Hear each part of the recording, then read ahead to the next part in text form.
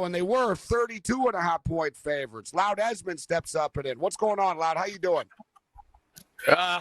This may be a day for day drinking for me, the way that game is going, because I've got the over, and I've got LSU, and I've got Ole Miss. So, yeah. And then the other early bet for me was Charlotte plus 18.5 with Army, and Charlotte has 4th and 2, and down in the red zone, they don't get it. They don't even get 3 points. They could have gone up and tied it 7-7. So I don't get that. And then they go for it at 4th and 5 with 1:19 left in the half. They don't get that. They give Army the ball at midfield. With Army's got all 3 timeouts.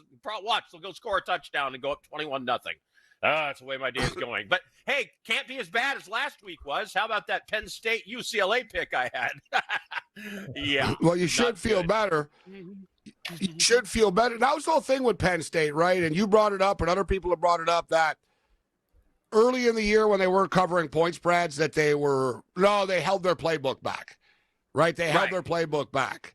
And I was like, I'm not so sure. Yeah. You know what? I think they did hold their playbook back a bit. We saw it against the Ducks. I mean, they scored against the Ducks, but yeah, they don't have that extra, like, they're not that killer team that could be laying 40 points and 30 points and 25 points on the road. But if you feel any better about it, Loud, after last week, UCLA are doing it again. They're beating Michigan State 24-7 right now.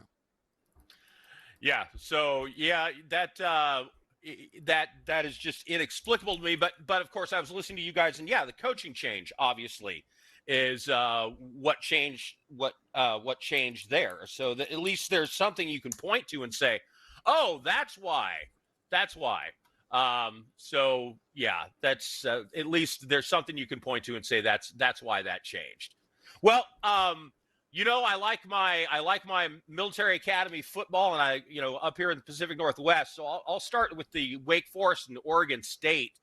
The Beavers have not won a game this year. They're getting blown out a lot. They only kept one game within 3 points, and that was their loss at Houston. Not that I love Wake Forest a lot to bet on, but the Beavers are just so bad that I think Wake Forest can handle them here and cover in that game.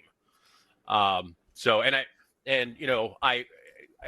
usually do pretty well on my Pacific Northwest picks, but like I said, the Ole Miss one is not going the way that I want right now. Navy plays, I think it's 12:30 or 1 o'clock Pacific time. The interesting thing about watching them this year is they're passing the ball a lot more and a lot better than they usually do. Plus, they still have the triple option really working. And so I think that's going to give defenses fits. They're averaging 40 points per game. Temple's averaging 30. They're bad on defense, Temple, but they can, score some points. And the trend here is the last 5 games between these two teams has gone over. So I like Navy. It was minus 8.5. I liked it better than the 9.5 or 10 that you have to lay now. But I really like the over in this one at 53.5. Navy Temple over down to 52.5 right now too. So you can get a 52.5 if you want to pull the trigger on that. 4 o'clock Eastern. Navy 9.5-point favorites. 52.5 the total in Philadelphia. Of course, you've got the Ducks playing today, the Indiana at Oregon, big game. The thing is, though, I think the thing to watch here is how good these defenses are. Oregon Ducks rank in the top 10 nationally in a bunch of categories. 5th in defensive stop rate, 3rd in opponent points per game at 19.8. They also rank 10th in total defense. They're allowing only 309 yards per game. And then Indiana's just as good. Defense ranked 5th in the country in total defense. They're allowing 221 yards per game. They're also ranked 3rd in scoring defense. They're only allowing 9.6 points per game. I have to admit, I haven't looked closely at all the teams they've played. And they also have the number 1 havoc rate on defense. So I think this game is going to go under that 53.5. I think that's actually not going to be a high-scoring game. I hope you're wrong about that, because I'm going to be betting the over. I know. I knew. I heard that earlier. Knew that. You know what, in. though? You're not He's wrong. He's not going to like this pick. No, but you're not wrong. Indiana's defense is good. Indiana, they're second in the country with 9.8 tackles for loss per game. Like, their defense actually has been very good. All right, we'll wrap up with Loud on the other side.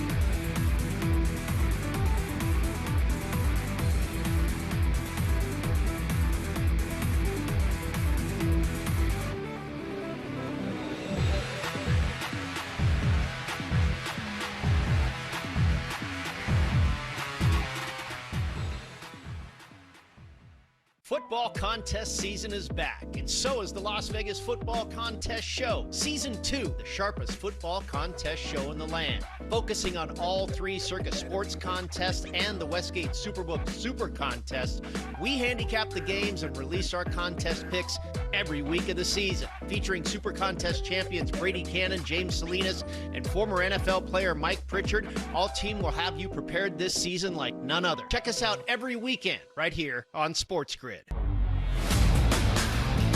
This one's for you, Tommy Reynolds. I know you're a Rochester Americans guy, but the big team, the Buffalo Sabres, at home against the listless Rangers. Can we get plus 102? We can in overtime. Knockaroo does it again. Buffalo over the Rangers. The Early Line, only on Sports Grid. Are we going to sit here today and acknowledge that the Indianapolis Colts right now are the best team in the AFC? They are right now. They can run the football with Taylor. They got a competent quarterback the way he's playing right now in Daniel Jones. They are well coached. They never punt. They never punt. They never punt. The Craig Carton Show, only on Sports Grid. Question, where's the $100,000 going? Like, if I'm going to give it to Amari DiMercato as an apology? It does give us a little bit of insight, though, into that moment. Like, I wondered what Gannon had said to DiMercato there. It obviously did, cost Arizona a football game in a division that they cannot afford. But that is an interesting one. Game time decisions, only on Sports Grid.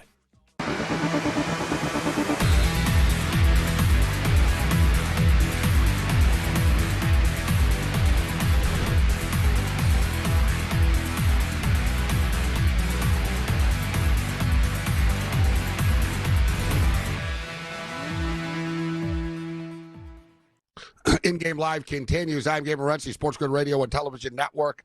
Alabama and Missouri. We're under 2 minutes remaining right now in the first half of play.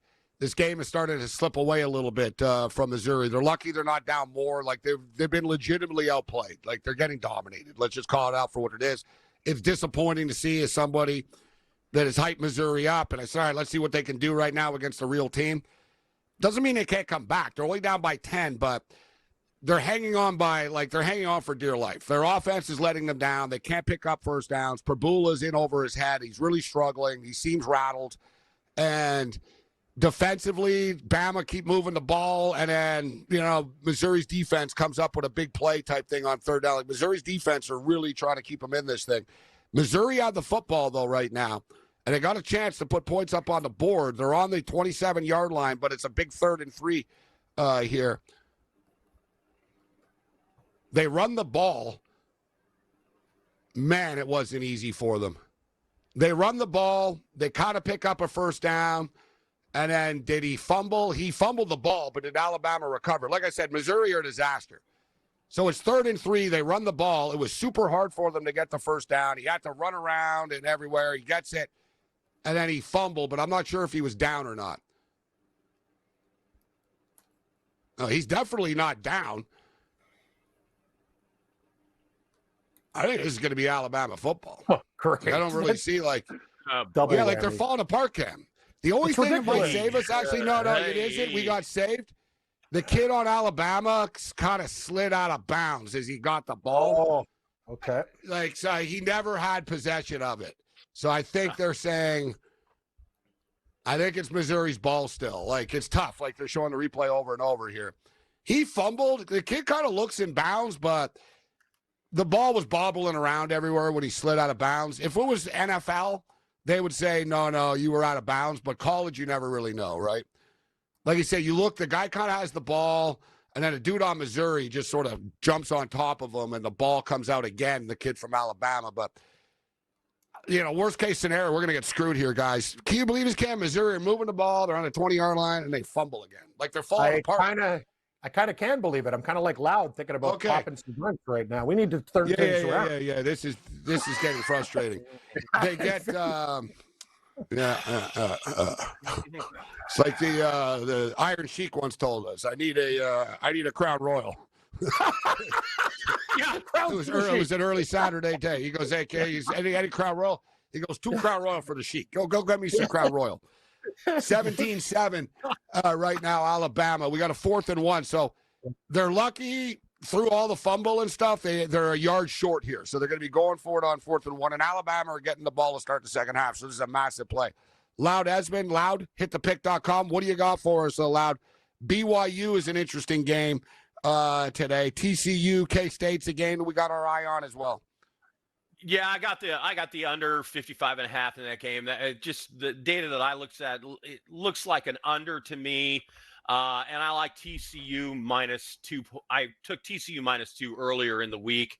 I'm kind of a TCU fan. A good friend of mine's daughter is at TCU, so I've been watching them kind of closely for the past several years. And I do like TCU in that game -2. And then BYU's Arizona State, again, you got a game where both defenses rank in the top 10 nationally, total yards allowed, and both of them are really good on red zone defense.